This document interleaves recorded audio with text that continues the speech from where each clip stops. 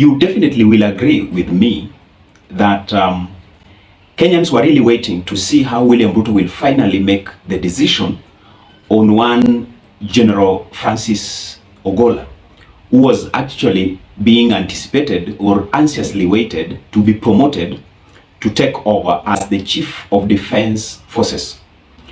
And as a matter of fact, William Ruto had no extreme decision, but he was kind of tied in his hands because he had only two options.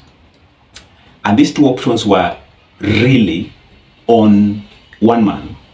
The first option was to promote a Major General Francis Ogolla, or the other option was to send him on a mission, or if he's just retired, because the president has a prerogative of, retiring, a military personnel. But in this case, if William Ruto did not promote him, then the other option was to send him on a foreign assignment. So sending him on a foreign assignment was to take 1 year, meaning Ruto had to go deeper and again take another process of bringing up another personnel, another general who is supposed to be taking over from Kibochi. So for him, he finally resorted to promoting him. So for a long time, especially since last year when we went for election, all eyes have been on him. And as a matter of fact, if you have been very keen, you realize that, there's a time, of course, at Bomas of Kenya, when Francis Ogolla actually trended, the general trended, because he went to Bomas and met with the IBC officials, actually, Chebukati, and was alleged to have, coerced the commission to change the results to favor the preferred candidate which they wanted, and of course in this case is Raila Odinga. And later I realized that all that happened at Bomas and how Francis Ogolla was dragged into actually going to Bomas and to try to make inroads and perform the task he was given. He was not even supposed to be the one who was to access IBC if results were to be changed. In fact, the man who was supposed to go to IBC to change the results from the military, and the order that comes from the military was General Kibochi himself. So because Francis Ogolla was the vice by that time, it was a misplaced assignment. It was a misplaced order. And that also leaks to you if somebody can come to you and tell you that kind of Raila was played in very many ways, because they were supposed to send Kibochi, not Ogolla, to go and pressurize or coerce or any other order that they had by that time to make Wafula Chebukati change the results. So by the fact that they sent Ogolla, it was first of all an order which was misplaced, an order which did not have authority, an order that did not have the rank or the cadre to make it come into fruition. So that is exactly what I noted. Now in this case, Kibochi is retiring, of course. His term is coming to an end. Of course, he had passed the threshold limit of the year that you're supposed to retire, according to the Tonji rules. So Tonji rules are very specific. But in his case, the president, being the commander-in-chief, is given a prerogative mandate or avenues to extend the term limits of the chief of defense in certain scenarios. Like in this case of Kibochi, he exceeded his term limit by 2 years. And one of the reasons, we were approaching election, and then there were, uncertainties of how is the country going to be stable pre-election, during election, and even after election. So he was to carry on. If someone was to be brought on forth, it would have messed the flow of the military activities. And because we are doing political analysis, I want us to look at the political implications of this appointment, of this promotion, and why Ruto actually just decided to have this man on board.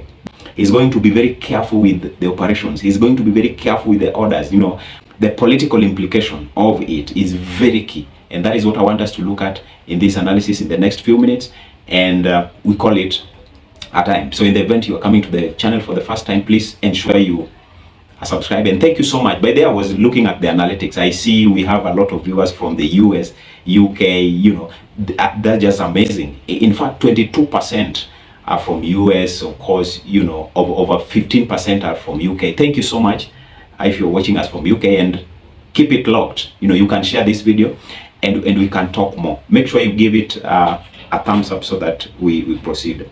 We have seen most of the Kenya Kwanza leaders talking of a possible coup. And according to me, I see this as, very much improbable. For me, I don't see it coming into fruition.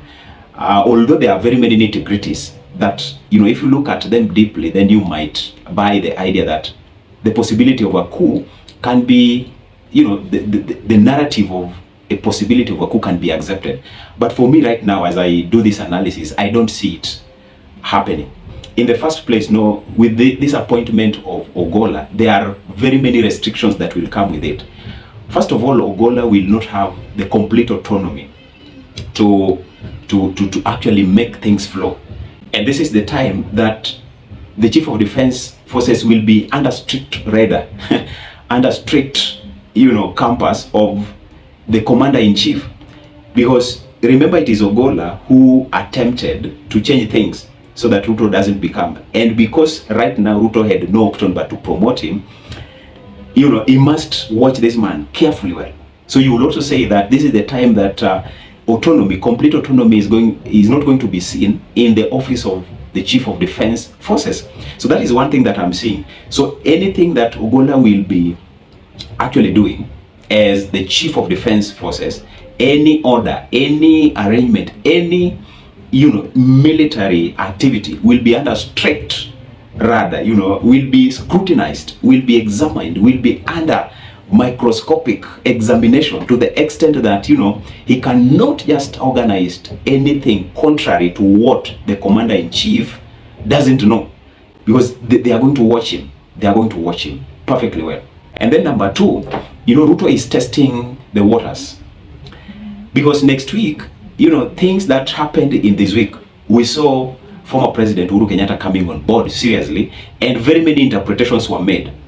And I was telling you the specific one, which, the very mouthy and loquacious Miguna actually sent a critical message to William Ruto, that if William Ruto is not careful with the military defense forces, then definitely Azimio will take advantage of that. So, because we are just a weekend away from next week, where the resumption of demos and all the arrangements, Uhuru Kenyatta came on board and was seen so fired and displayed character traits of somebody who is not very happy with the government, and somebody who is ready to take up matters on a different trajectory.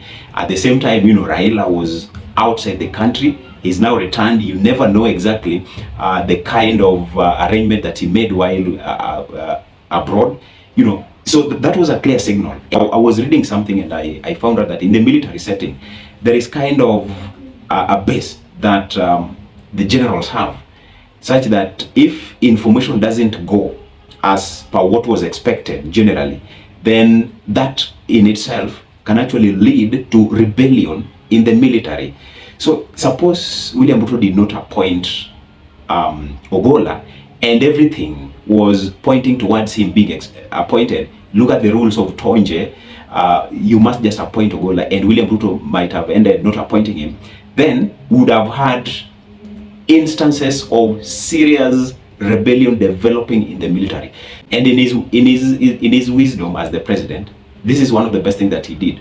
If any political narrative was to come next week that he did not even appoint Ogolla, he has now quenched it. He has now cooled it, and it is just a matter of time to see how Ogolla will be acting, how Ogolla will be dispensing his mandate as the Chief of Defense Forces going forward. So we are just going to see how things will happen. So finally, I have noted one thing with William Ruto. For William Ruto to succeed in his presidency, the reign of his presidency, he must make sure two things happen. Number one, the rule of law is ensured. Number two, the economy is stable. the living standards of the people are at the best. If he does those two, definitely this man will give another history of him that I think we might change the way we look at him. If he maintains those two, I think we can change the way we look at him. You know. So what do you think from your side? What is your take on this appointment? Let us meet in the next analysis. May you have a great time.